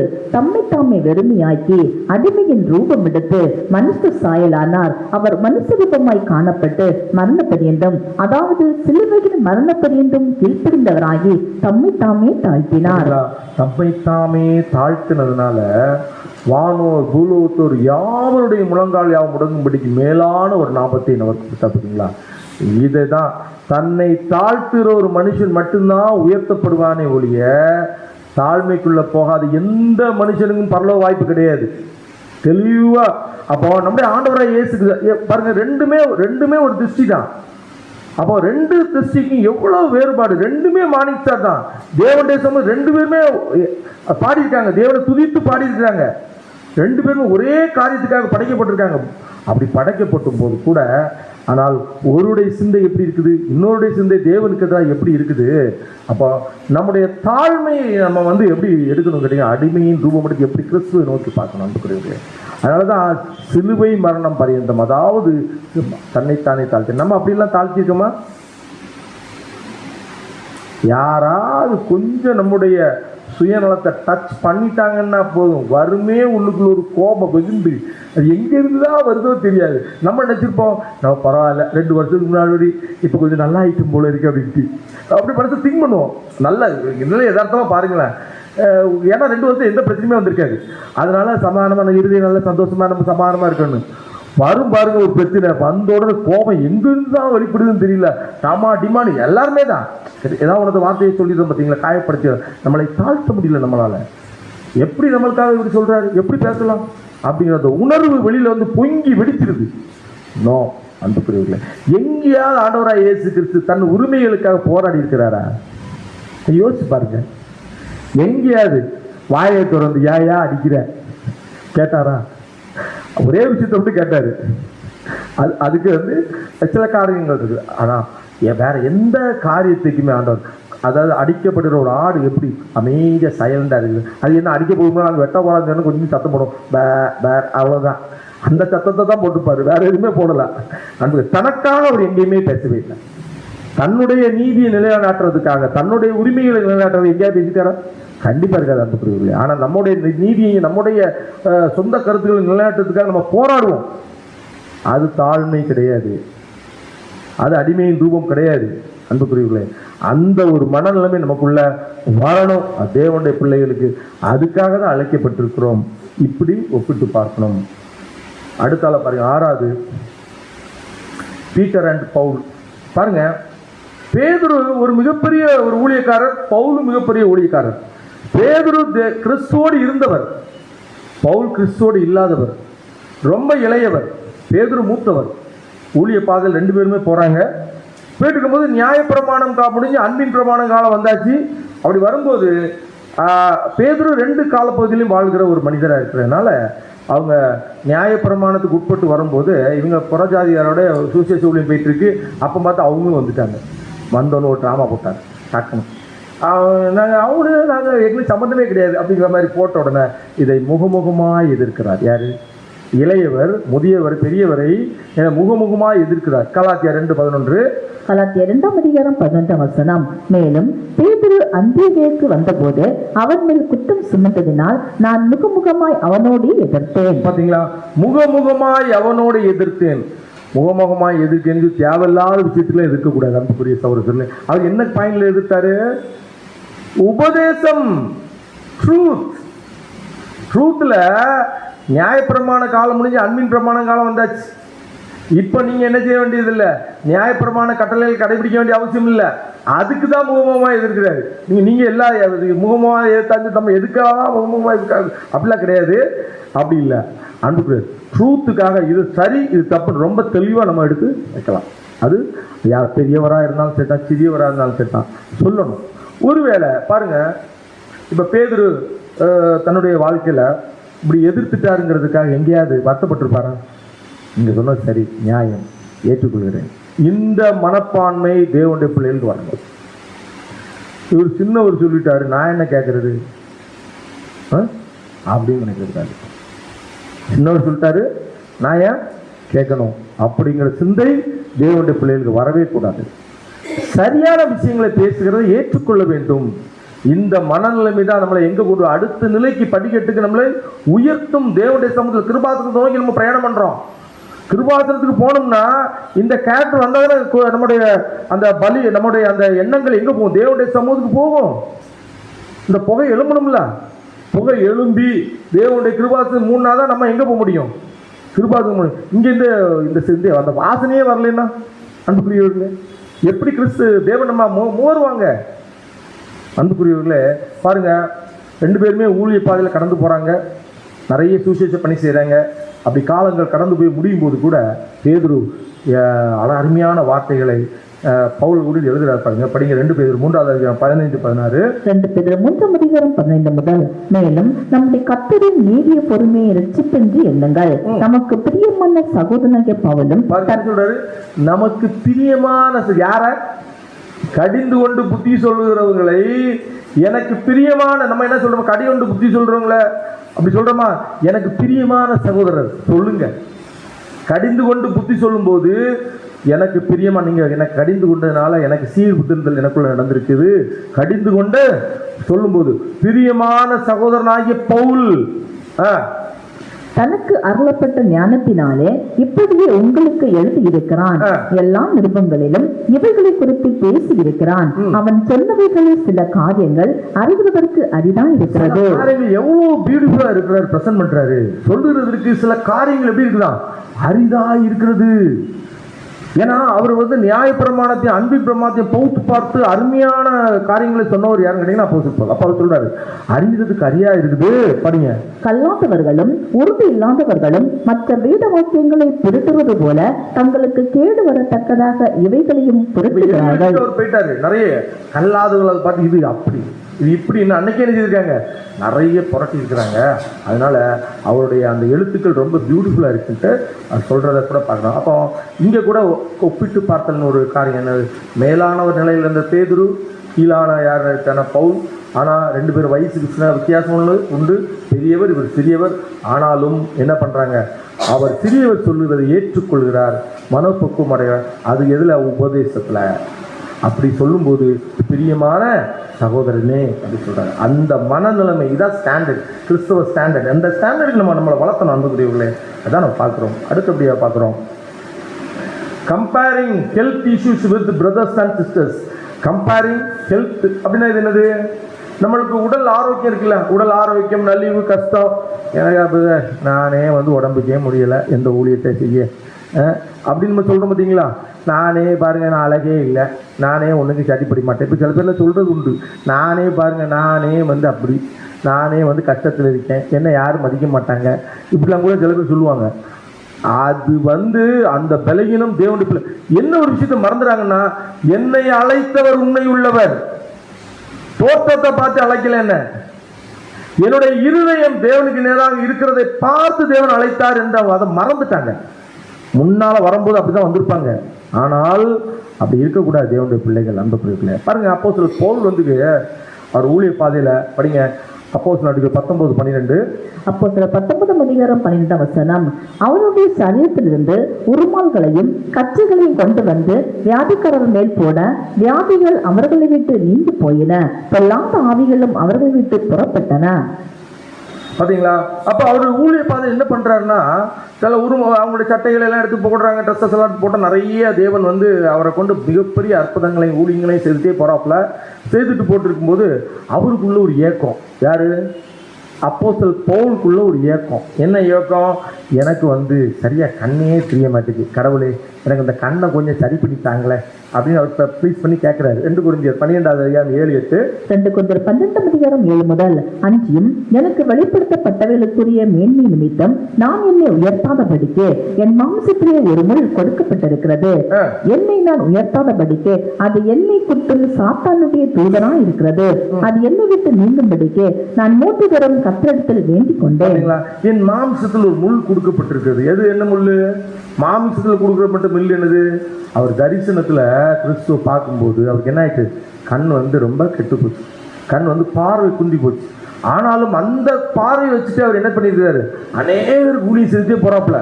ஆனாலும் கடைசியா அவர் கேட்கிறாரு, இன்னும் பெஸ்ட் அது இருக்கு கேட்கிறாரு, இன்னும் ரொம்ப நாள் ஊழியம் செய்யணும்னு ஆசை. அதுதான் கண்ணு வந்து இது நல்லாயி அப்படிலாம் இல்லை. அவருக்கு என்ன, இன்னும் நல்ல தேவனுக்காக நான் சாக்ரிஃபைஸ் பண்ணணும் தானே அப்படின்ட்டு கேட்குறாரு.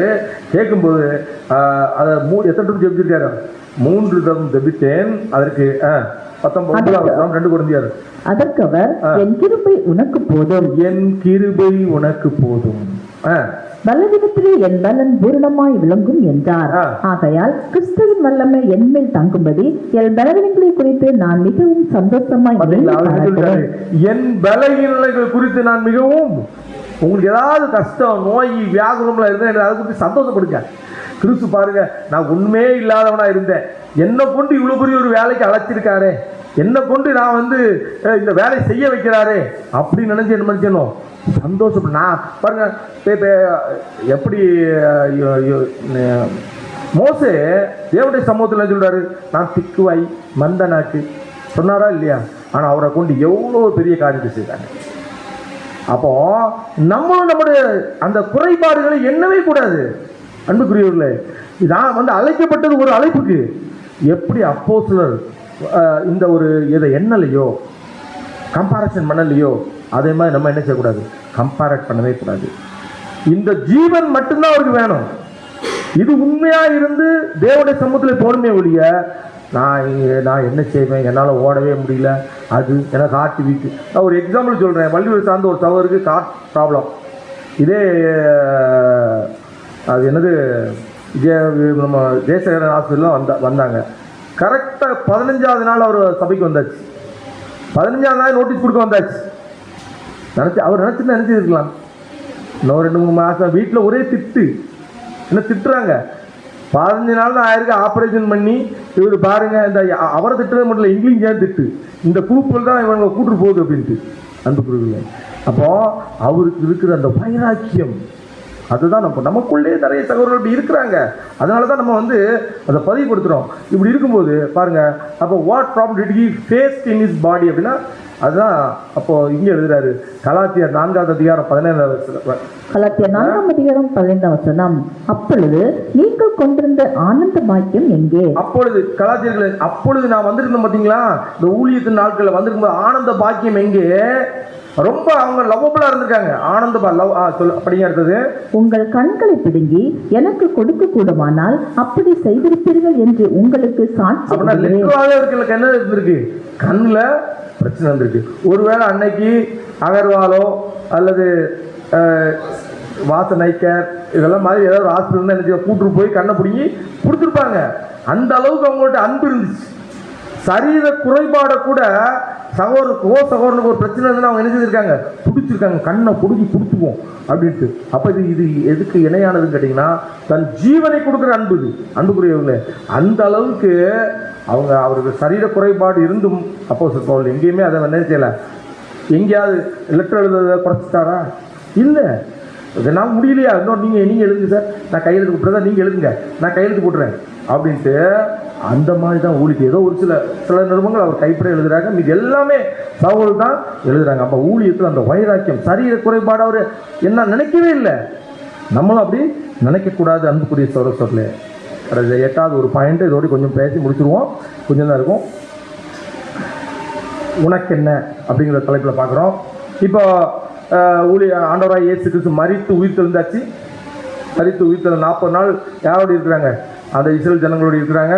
கலிலியாவில் அநேக பேருக்கு காட்சி கொடுக்குறாங்க. அப்படி காட்சி கொடுக்கும்போது ஒரு காட்சி என்ன கேட்டிங்கன்னா, இவங்க மீன் பிடிக்க போகும்போது என்ன செய்கிறாங்க, கரையிலேருந்து பிள்ளைகளே சாப்பிட அப்பங்கள் உண்டா அப்படின்னு கேட்கும்போது, அப்படி கேட்டு எல்லாரும் வந்திருந்து ஆண்டவராய் இயேசு கிறிஸ்து சுற்றி இருக்கும்போது ஆண்டவர் சில காரியங்களை ப்ரெசென்ட் பண்ணுறாங்க.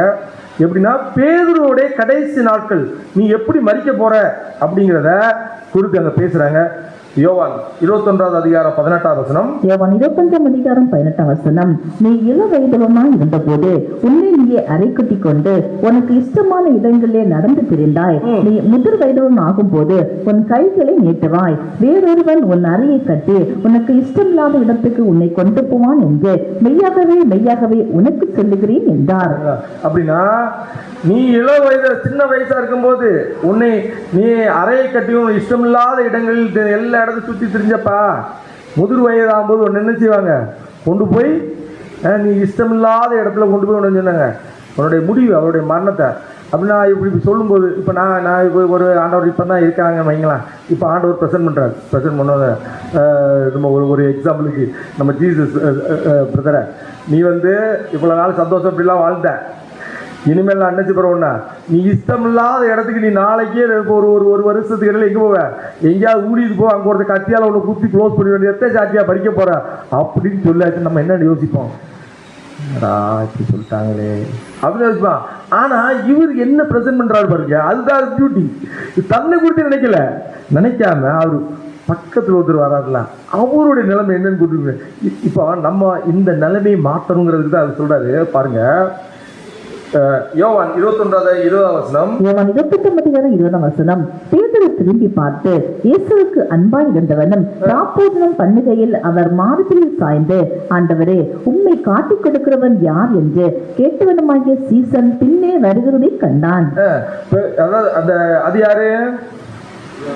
யோவான் பின்னால வருவதை காணுகிறார். இப்போ அந்த டிஸ்கஷன் போயிட்டு இருக்குது. இப்போ ஆண்டவர் அதுக்கு பதில் சொல்றாரு.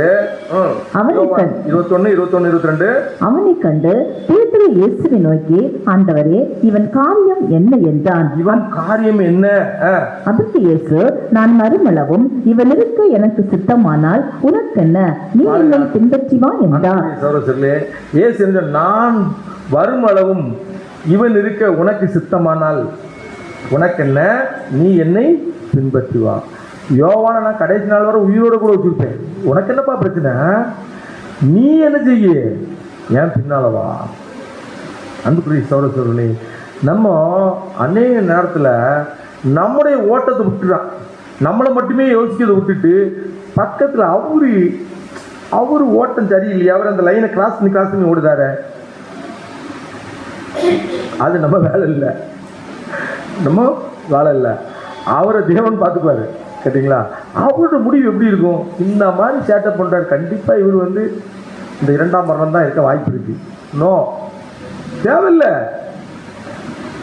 அந்த மாதிரியான எந்த காரியங்கள் நம்ம வாயிலிருந்து வர வைக்காது. நமக்கு ஒரே விஷயந்தான், உனக்கு நீ என்னை பின்பற்றி வா. அந்த ஒரு வேர்டில் மட்டும்தான் நம்ம போயிட்டே இருக்கணும். அந்த குறிப்பிட்ட பாருங்க, ரீப்ரண்ட் ஆர்டிக்கிளில் புதுசின் ஒழுங்குமுறையில் இருந்த ஒரு எழுத்துக்களை படிப்போம். 4183 4184 படிங்க.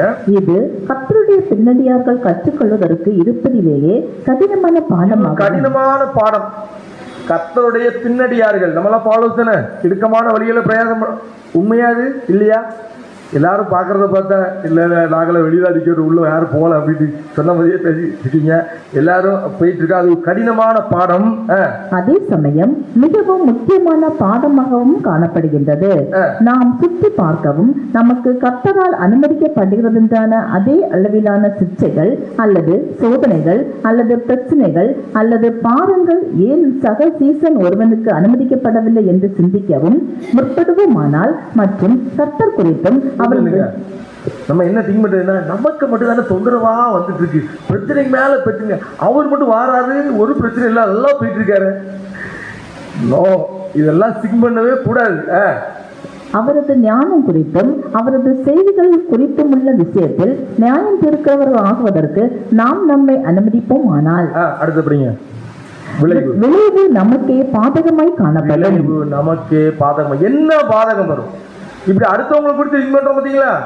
இப்படி திங்க் பண்ணுவோமானால் என்ன நமக்கே பாதகம் காணப்படும். என்ன பாதகம் காணப்படும்? படிங்க.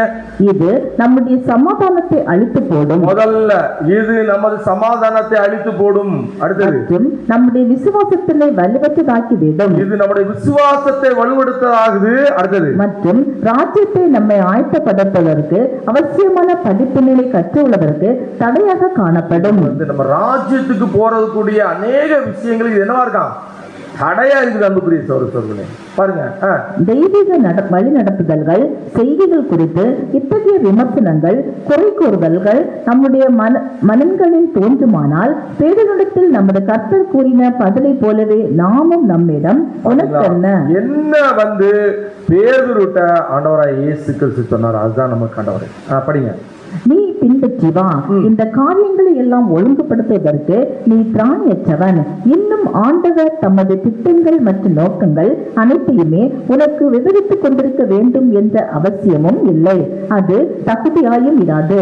விசுவாசத்தையும் கீழ்ப்படுத்த ஒப்பு கொடுத்தலையும் நம்பிக்கையையும் கற்றுக்கொள்வதே உனக்கு நலமானதா இருக்கும் என்று. நம்பிக்கையையும் விசுவாசத்தையும் நம்பிக்கையும் கற்றுக்கொண்டு உனக்கு நலமா இருக்கும். இதைதான் நம்ம பார்க்கணும். அடுத்தபடிங்க, கர்த்தர் நம்மை மற்றவர்களுடன் ஒப்பிடுவதில்லை. இப்போ கர்த்தர் என்னைக்காவது நம்மளை மற்றவங்களோட ஒப்பிட்டு பார்த்திருக்காரா? இல்ல. அடுத்தபடிங்க பாருங்க, ஒரு பியூட்டிஃபுல்லான ஒரு விஷயத்தை இங்க சொல்றாரு. ஒரு தரநிலை. இப்ப தங்கத்துக்கு என்ன இருக்குன்னா ஒரு தரநிலை இருக்கா இல்லையா? என்ன தரநிலை? 916 916 ஹால் மார்க் சொல்றாங்க பார்த்தீங்களா? இதை மாதிரி தரநிலை ஒரு பொருளுக்கு இருக்கு. இப்போ மனுஷனுக்கு இந்த மாதிரி ஓடிட்டு இருக்கவங்களுக்கு தரநிலை இருக்குதா? இருந்தா நல்லாதான் இருக்கும்னு சொல்லி யோசிக்கிறாங்க. படிங்க. சிறப்பானதொரு அளவீடோ அல்லது தரநிலையோ இருந்தால் அதோடு நம்மை ஒப்பிட்டு பார்த்து நமது முன்னேற்றத்தையும் நாம் எவ்வளவு சிறப்பாக செயல்படுகிறோம் என்பதையும் அளவிடலாமே அல்லது கணக்கிடலாமே. அப்படி ஒரு அளவீடோ அல்லது தரநிலையோ இருந்தால் நன்றாக இருக்குமே என்று நாம் விரும்புவது மிகவும் இயல்பானது. இப்படி நினைக்கிறது இயல்பு தான் சொல்லிட்டு அடுத்ததான் ரொம்ப முக்கியமான விஷயம். ஆனால் சக விழுந்து போன ஒரு மனிதனை நம்ம யாரோட ஒப்பிட்டு இருக்கோம்னா சக விழுந்து போன மனுஷனோட விட்டு ஒப்பிட்டு பார்த்துட்டு இருக்கோம். அன்புக்குரியவர்களே சார், அதுதான் தப்பு.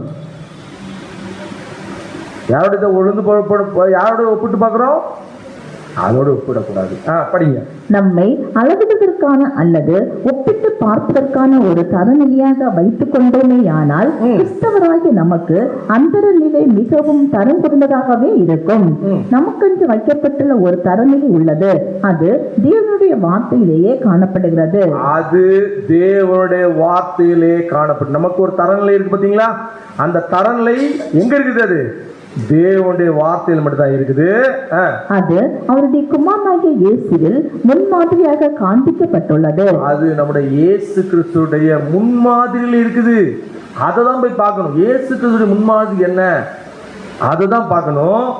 இயேசு பேதுருடன் கூறியது போல் மற்றவரை அல்ல, மாறாக என்னை பின்பற்றி வா என்பதை நமக்கான புத்திமதியும் கூட. பாத்தீங்களா? பேதுரு சொன்னதான், நீ என்ன பண்ணு, எனக்கு பின்ன அவங்கள பார்க்க இவங்கள பார்க்க எல்லாத்தையும் பார்க்காதீங்க. நான் ஜீவனை பெற்றுக்கொள்ளத்தக்கதுக்கு நான் என்ன செய்யணும்? அடிக்கணும், அடி வாங்கணுமா வாங்கிடுங்க. சமாதானம் பண்ணணுமா சமாதானம் பண்ணணும். பாக்கியவான்கள் தேவனை பற்றி சமாதானம் பண்ணுங்க. எது வேணாலும் பண்ணுங்க. ஆனால் அதோடைய நோக்கம் என்ன இருக்கணும்? நான் கிறிஸ்துவை பின்பற்றி நடந்துட்டேன், நான் ஜீவனுக்குள்ள பிரவேசிக்கணும்.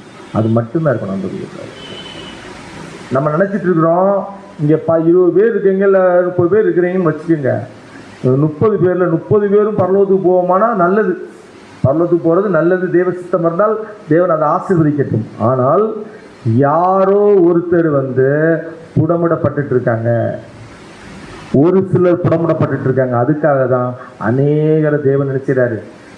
அந்த ஒரு சிலர் என்ன செய்யணும் கேட்டீங்கன்னா, எந்ததையும் பார்க்கக்கூடாது. தாழ்மையின் அடிமை கிறிஸ்து அடிமை மட்டும் எடுங்க.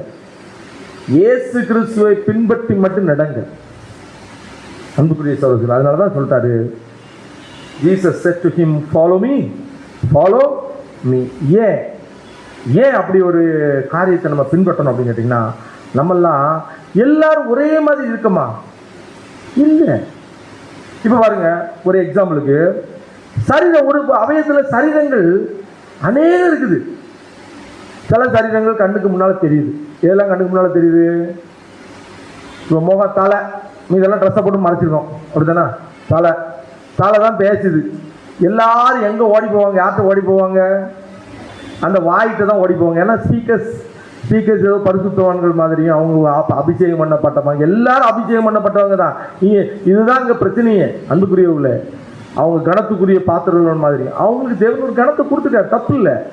ஆனால் அவங்கள மாதிரி எல்லாருமே ஆள் என்ன செய்யணும்?